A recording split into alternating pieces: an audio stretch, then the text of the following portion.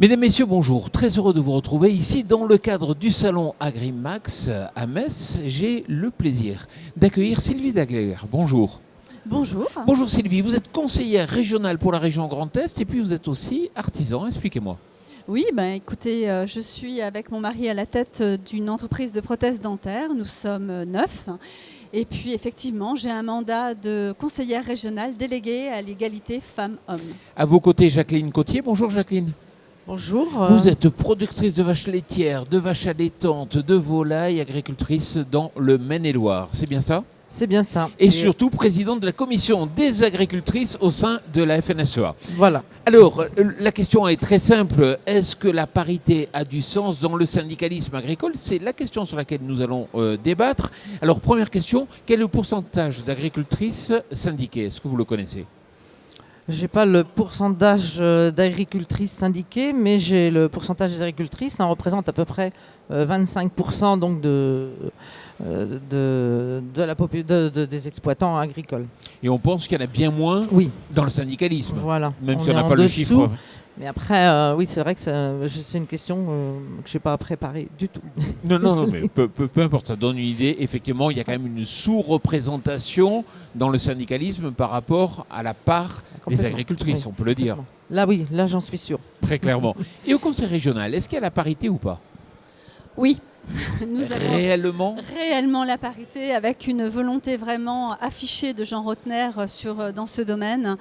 C'est vrai que la loi Copé-Zimmermann a fait beaucoup pour que cette parité arrive dans le monde politique, puisque vous le savez, que ce soit sur les départementales ou les régionales, les listes doivent être paritaires. Et c'est vrai que ça a permis de faire émerger vraiment de belles personnalités et peut-être, et je pense aussi, de faire évoluer la politique. Donc la question est très directe, Jacqueline. Est-ce qu'il faudrait la parité imposée aussi dans le syndicalisme ? Alors la parité a boosté, a ouvert des portes pour les femmes, pour la politique. Et je pense que, évidemment, nous, moi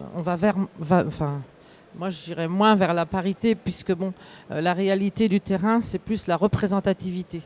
Mais avant tout, je pense qu'il faudra sans doute en passer par la loi, au bout d'un moment, parce que si c'est une démarche volontaire ou même que nous on pousse au niveau de la commission des agricultrices pour dire il faut que dans les conseils d'administration, les femmes soient représentées de l'ordre de 20%. Voilà. Et à tous les niveaux, que ce soit conseil d'administration, bureau, que ce soit en département, en région et national, voilà. Éviter le plafond de verre, mais qui est quand même réel dans notre réseau. Sylvie, je crois qu'elle n'est pas d'accord. Elle va dans votre sens, c'est-à-dire qu'elle dit oui, il ne faut pas faire confiance au bon vouloir des hommes, il faut à un moment donné passer par la loi. Alors, des hommes et des femmes, de ce point de vue-là, mais je crois effectivement que je préférerais m'en passer. J'aimerais que ce soit naturel, j'aimerais qu'on reconnaisse au même niveau dans un GAEC que ce soit l'épouse ou le mari qui travaillent de la même manière. J'aimerais que ce soit aussi simple, mais ça ne l'est pas. Et quel que soit le niveau, ce n'est pas attaché à l'agriculture. Je crois que c'est dans notre société. Moi, je voudrais rappeler quand même que nous représentons la moitié de l'humanité. Il va falloir quand même aussi bien intégrer cela. Il faut aussi rappeler, et ce n'est pas moi qui le dis, ce sont des organismes internationaux, que lorsqu'une femme prend la tête ou participe à un comité d'exécutif dans une entreprise, les entreprises performent plus. Donc je crois beaucoup à cette complémentarité et pour ma part, je serais pour que l'on impose la parité dans les syndicats. Mais vous savez que dans les syndicats, l'argument qui est souvent mis en avant, c'est de dire oui, mais attention, si on a 25% d'agricultrices, pourquoi on aurait 50% de représentants ? Parce qu'elles apportent quelque chose de différent. Et puis, c'est vrai que lorsque l'on parle de 25% d'agricultrices, est-ce que l'on met dedans les femmes qui travaillent en collaboration avec leur mari ? Je ne sais pas. Sont-elles considérées dans ces chiffres ? C'est une question. Ouais, je pense qu'il y a la notion de représentation, mais il y a les conjoints collaborateurs aussi. Je pense qu'il y a les... Voilà. De toute façon, nous, la Commission nationale, elle a milité depuis 50 ans pour la reconnaissance totale, c'est-à-dire la reconnaissance d'abord sociale, qui était vitale pour les femmes, et puis la reconnaissance économique. Et maintenant, il faut une autre reconnaissance, parce qu'on est convaincus, et moi j'en suis convaincue, que toutes les agricultrices maintenant, qui arrivent dans le métier, elles le choisissent. Elles se sont formées pour, elles sont très déterminées, et elles ont une autre vision de l'agriculture. Pourquoi ? C'est parce que, antérieurement, elles ont une autre carrière professionnelle. Donc ça leur a développé un esprit d'ouverture et elles sont plus à même de créer du lien avec la société. Et ça, c'est très important pour nous agriculteurs parce que souvent, on est souvent attaqués, challengés. Et là, je pense qu'elles peuvent répondre par ce lien qu'elles créent dans leur commune via les associations diverses dans lesquelles elles s'impliquent. Alors, il y a le nombre, mais il y a aussi les postes clés. Est-ce que dans les listes, vous êtes positionné dans des postes stratégiques ? Est-ce qu'on vous donne les leviers, les manettes pour faire ce que vous souhaitez faire ? Jacqueline. Alors, vous avez employé un mot qu'on vous donne. C'est-à-dire que là encore, moi, ça me choque toujours. Ça veut dire qu'on ne doit pas être soumise. C'est-à-dire que quand on établit une liste, que ce soit pour des élections communales, etc., je pense qu'il faut qu'on réunisse tout le monde et puis que ce soit une démarche volontaire de la femme. Parce que on vous donne, toi, tu vas aller là, toi, tu vas prendre cette commission-là. Non. Oui, mais ça. Dans la réalité, je comprends que vous soyez c'est choqué par... Mais c'est ça, vous avez raison. C'est pas ma phrase qui doit être choquante, c'est la réalité. Est-ce que la réalité est celle-là ou pas ? Elle est là, et c'est pour ça que nos agricultrices, elles ont besoin de nos commissions départementales pour être plus affirmatives, se mettre plus en avant, parce que c'est pas naturel forcément pour nous toutes. Et c'est là le cœur du problème. Allez-y. Oui, non, ce que j'ai envie de dire, c'est que c'est vrai que dans les syndicats comme en politique, en fait, je crois qu'il va falloir arrêter ce débat femmes-hommes, parce que l'idée, c'est pas du tout de s'opposer. Mais ce sont bien des chefs d'entreprise. Point. Nous assumons notre ambition, nous avons nos défauts, mais nous avons aussi une capacité à montrer et on a besoin de personnes pour l'exprimer. Et aujourd'hui, ce qu'on souhaite, c'est simplement que l'on nous considère pour ce que l'on est. Nous sommes des femmes entreprenantes, nous assumons des difficultés, nous sommes en capacité de faire évoluer les choses d'une manière différente, avec un regard différent de celle des hommes, mais nous sommes des chefs d'entreprise et point. Ça, c'est l'objectif à atteindre et vous l'avez atteint. Non, c'est pas un objectif. Non, c'est une réalité. Je crois que c'est bien ça la difficulté. On veut pas tendre, c'est le cas. Oui, mais face de vous, vous avez des femmes chefs d'entreprise déterminées et en fait, moi, je me considère plus comme élue que comme femme. Oui, mais dans le secteur agricole, est-ce qu'on en est justement à ce degré d'approche ? Je pense que l'agricultrice, elle n'a pas à se dévaloriser par le travail qu'elle fait tous les jours, parce que elle contribue, Nous, notre métier, c'est produire pour nourrir, et que ce soit au niveau français, même mondial, dans les pays même sous-développés, c'est beaucoup les femmes qui travaillent pour assumer la nourriture, tout d'abord faire vivre leur famille et au-delà. Je suis d'accord.